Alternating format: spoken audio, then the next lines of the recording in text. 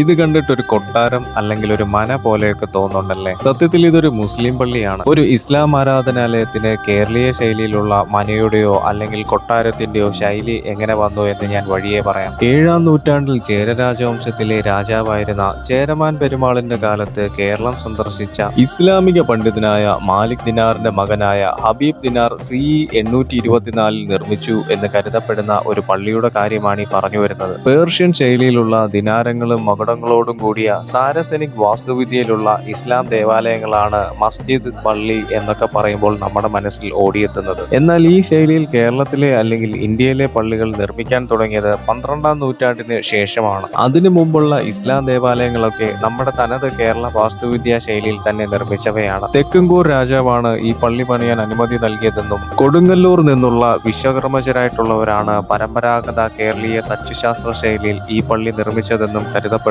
തെക്കുംകൂർ രാജാവ് സമ്മാനിച്ചത് എന്ന് കരുതപ്പെടുന്ന ഒരു വാളും ഇവിടെ സംരക്ഷിച്ചു വരുന്നുണ്ട്. കോട്ടയം ജില്ലയിൽ മീനച്ചിലാറിന്റെ തീരത്ത് സ്ഥിതി ചെയ്യുന്ന താഴത്തങ്ങാടി ജുമാ മസ്ജിദാണ് ഈ പള്ളി. ഇവിടെ അതിശയിപ്പിക്കുന്ന പല കാര്യങ്ങളുമുണ്ട്. നിസ്കാര സമയം അറിയാൻ വേണ്ടി ഉപയോഗിച്ചിരുന്ന നിഴൽ ഘടികാരവും ഒറ്റക്കല്ലിൽ തീർത്ത കൂറ്റൻ കൽത്തൊട്ടിയും പള്ളിക്കുള്ളിലെ കൊത്തുപണികളും വാസ്തുവിദ്യയും ചരിത്രവും എല്ലാം ഇതിൽ ഉൾപ്പെടുന്നു. വിശ്വാസികളെയും സഞ്ചാരികളെയും ചരിത്രാന്വേഷികളെയും എല്ലാം ഒരുപോലെ ആകർഷിക്കുന്ന ഒരിടമാണ് ഇവിടെ.